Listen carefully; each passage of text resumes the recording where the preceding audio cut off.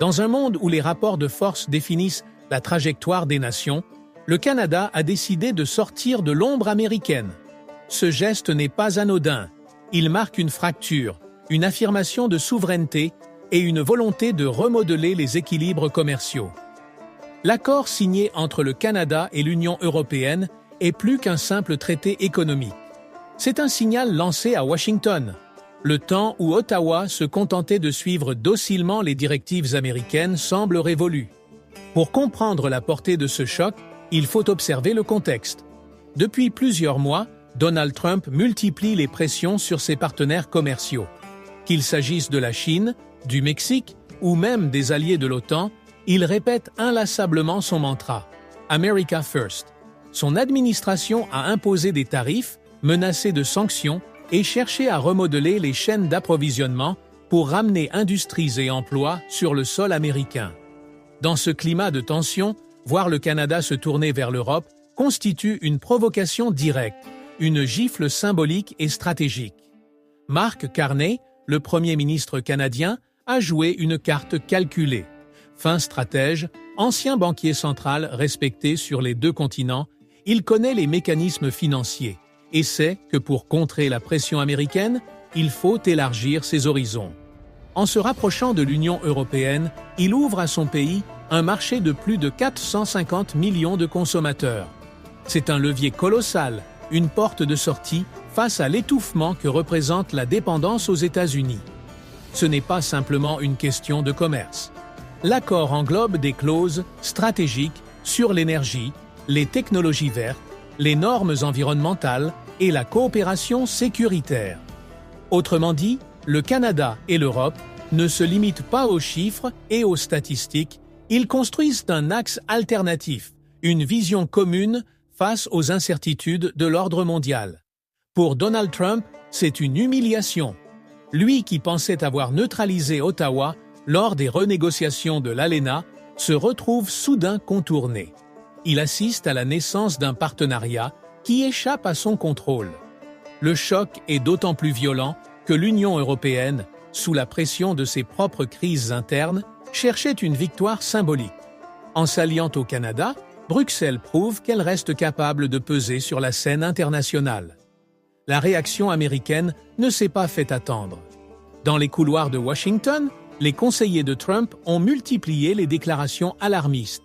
Certains parlent de trahison, d'autres de risques majeurs pour l'économie américaine. Car derrière les discours enflammés, il y a une réalité crue. Si l'Europe et le Canada réduisent leur dépendance au marché américain, c'est toute la mécanique de domination économique des États-Unis qui vacille. Le Canada, longtemps considéré comme le partenaire docile, montre une autre facette. Mark Carney assume une stratégie d'indépendance, quitte à provoquer des turbulences diplomatiques. Sa logique est simple, diversifier, sécuriser, anticiper. Dans un monde où les sanctions économiques sont devenues des armes, rester attaché à un seul partenaire devient un danger existentiel. Les négociations ont été menées dans la discrétion.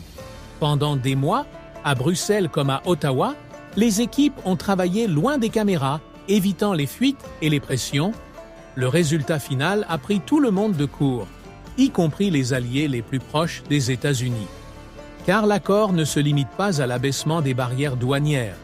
Il introduit une coopération renforcée sur les minerais stratégiques, les chaînes de valeur technologiques et la sécurité alimentaire. Des secteurs dans lesquels Washington voulait imposer son leadership absolu. L'accord touche un point névralgique, les ressources canadiennes.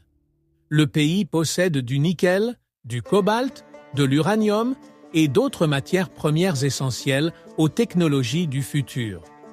En liant ses richesses à l'Europe, plutôt qu'aux États-Unis, Carney crée un déséquilibre stratégique. L'industrie américaine des batteries, des véhicules électriques et même de la défense pourrait en subir des conséquences directes. À l'intérieur du Canada, cet accord est présenté comme une victoire historique. Les médias nationaux parlent de moments de souveraineté, de rupture avec le vieux réflexe de dépendance. Les milieux d'affaires saluent une ouverture vers de nouveaux marchés, tandis que la population y voit une preuve que leur pays peut jouer dans la cour des grands sans être écrasée par son voisin du Sud. En Europe, la réception est tout aussi enthousiaste. Dans un contexte marqué par les tensions énergétiques avec la Russie et la recherche de nouvelles alliances, l'accord avec Ottawa tombe à point nommé. Il offre à l'Union une sécurité d'approvisionnement et un partenaire fiable, politiquement stable et attaché aux valeurs démocratiques. Bruxelles envoie aussi un message à Washington. L'Europe ne sera pas éternellement dépendante de ses diktats. Mais cette alliance porte aussi en elle une dimension géopolitique. Elle redessine la carte des alliances occidentales. Alors que les États-Unis veulent imposer leur vision unilatérale, le Canada et l'Europe plaident pour un monde multipolaire, où les blocs coopèrent plutôt que de se soumettre. C'est une fracture idéologique autant qu'économique. La colère de Trump s'explique aussi par le symbole. Lui qui se présente comme le maître de la négociation, l'homme qui sait imposer ses règles, se retrouve désavoué par un allié historique. Dans les cercles proches de la Maison-Blanche, certains redoutent que ce soit le début d'un effet domino. Si le Canada ose défier Washington, pourquoi pas d'autres alliés, lassés des pressions et des menaces? La tension monte donc entre Ottawa et Washington. Des menaces de représailles commerciales circulent déjà. On parle de nouveaux tarifs douaniers, de restrictions sur certains produits agricoles ou industriels. Mais cette fois, Carney n'est pas isolé. Derrière lui, l'Union européenne forme un bouclier. Et pour la première fois depuis longtemps, les États-Unis se retrouvent confrontés à une véritable coalition prête à défendre ses intérêts face à eux. Ce moment marque un tournant. Le Canada, longtemps perçu comme un petit frère de l'Amérique, entre dans une nouvelle ère. L'accord avec l'Europe n'est pas une fin en soi, mais le début d'une stratégie plus vaste. Bâtir des alliances diversifiées, renforcer son poids diplomatique et économique, et imposer son propre agenda. Donald Trump, habitué à dicter les règles, doit désormais composer avec une réalité nouvelle. Les alliés ne sont plus des vassaux. Ils revendiquent sur leur autonomie, leur pouvoir de décision et leur droit à exister en dehors de l'ombre américaine. La bataille ne fait que commencer. Mais déjà, les lignes bougent, les équilibres se transforment et l'histoire s'écrit sous nos yeux. La scène géopolitique nord-atlantique prend une tournure inattendue. Alors que Washington pensait pouvoir isoler Bruxelles et Ottawa par une politique commerciale agressive, l'annonce de l'accord économique renforcé entre le Canada et l'Union européenne a fait l'effet d'une onde de choc. Pour Donald Trump, qui a toujours considéré les relations commerciales comme un champ de bataille où l'Amérique devait imposer sa loi, voir deux alliés stratégiques nouer un pacte parallèle représente une menace directe à son projet de reconquête économique. Dans les couloirs de la Maison-Blanche, la réaction fut immédiate. Conseillers, stratèges et lobbyistes ont exprimé leur inquiétude. Non seulement cet accord ouvre au Canada un accès privilégié à l'un des marchés les plus puissants du monde, mais il crée également un précédent, la possibilité qu'Ottawa se tourne davantage vers l'Europe que vers son voisin américain. Aux yeux de Trump, cette situation équivaut presque à une trahison, car elle brise le monopole psychologique que Washington pensait avoir sur la politique économique canadienne. Mais, du côté d'Ottawa, le calcul est clair. L'équipe de Mark Carney, désormais figure centrale du pouvoir canadien, sait que l'avenir ne peut pas dépendre uniquement d'un partenaire imprévisible comme les États-Unis. En diversifiant ses alliances, le Canada sécurise son approvisionnement en technologie, en infrastructures et surtout en énergie verte, un domaine où l'Europe a pris une avance considérable. Pour Carney, cet accord n'est pas seulement économique, c'est une stratégie de souveraineté, un moyen de montrer que le Canada peut exister, négocier et prospérer sans avoir à se plier systématiquement aux exigences américaines. À Bruxelles, les réactions sont euphoriques. Les dirigeants européens, fatigués des bras de fer répétés avec Trump, voient dans Ottawa un partenaire fiable, stable et surtout riche en ressources stratégiques. Les regards se tournent vers les mines de nickel, de lithium et de cobalt, essentielles à la transition énergétique. L'Europe, en quête d'indépendance face à la Chine et à la Russie dans ces secteurs, trouve dans le Canada une alternative précieuse. De fait, l'accord commercial ne se limite pas aux échanges classiques. Il redessine les cartes de l'énergie et de l'industrie mondiale. À Washington, la frustration monte. Trump s'indigne publiquement, accuse le Canada de trahir l'esprit de coopération nord-américain et menace de nouvelles sanctions douanières. Mais derrière ces éclats de voix, une réalité s'impose. L'Amérique ne peut pas couper ses liens économiques avec Ottawa, sans se mettre elle-même en danger. Le Canada reste le premier fournisseur de certains minéraux stratégiques et une rupture brutale pourrait fragiliser les chaînes de production américaines, notamment dans l'automobile et l'électronique. Dans les chancelleries, une nouvelle dynamique se dessine. L'Allemagne, la France et les pays nordiques offrent leur soutien total à Carney, l'encourageant à tenir bon face à Trump. Même au sein de l'OTAN, certains murmures se font entendre. Si l'Amérique s'entête à punir ses alliés, pourquoi ne pas rééquilibrer les forces au profit d'un partenariat transatlantique élargi où le Canada jouerait un rôle de pivot? L'opinion publique canadienne, quant à elle, observe la scène avec un mélange de fierté et de prudence. Pour de nombreux citoyens, voir leur pays défier ouvertement Washington marque une rupture historique. Mais certains s'inquiètent des représailles. Taxes sur l'acier, barrières sur l'agroalimentaire, menaces sur l'aéronautique. Carney le sait, il devra jouer habilement, capitaliser sur le soutien européen tout en gardant un canal minimal de communication avec Trump, afin d'éviter que la confrontation ne dégénère en guerre commerciale totale. À New York, les marchés financiers réagissent avec nervosité.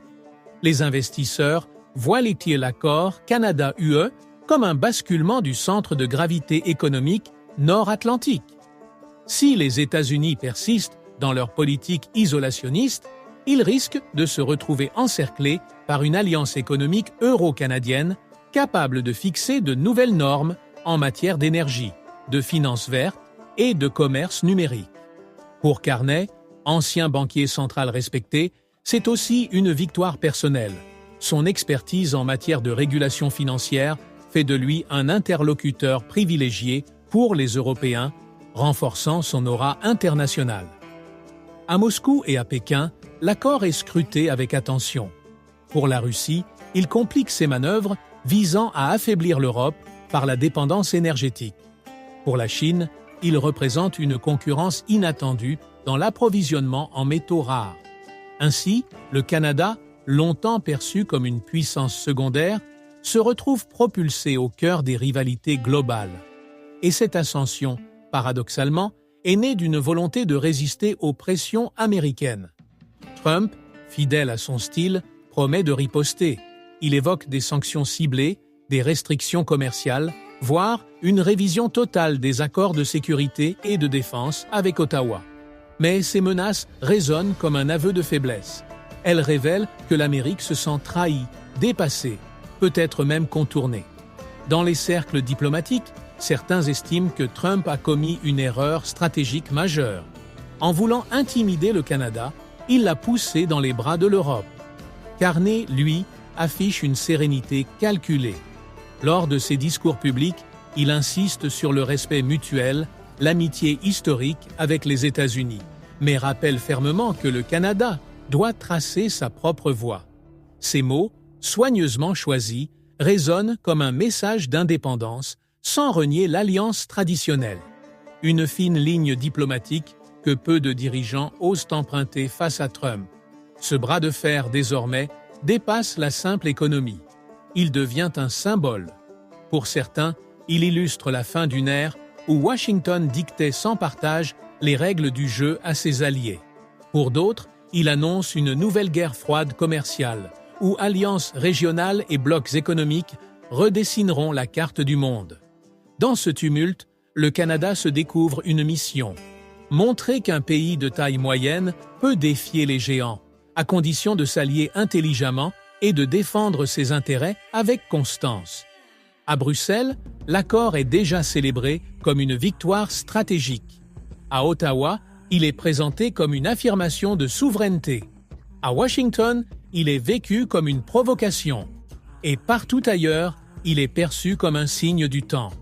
La multipolarité s'impose, les équilibres changent, et les nations qui refusent d'évoluer risquent de se retrouver isolées. Conclusion en prière.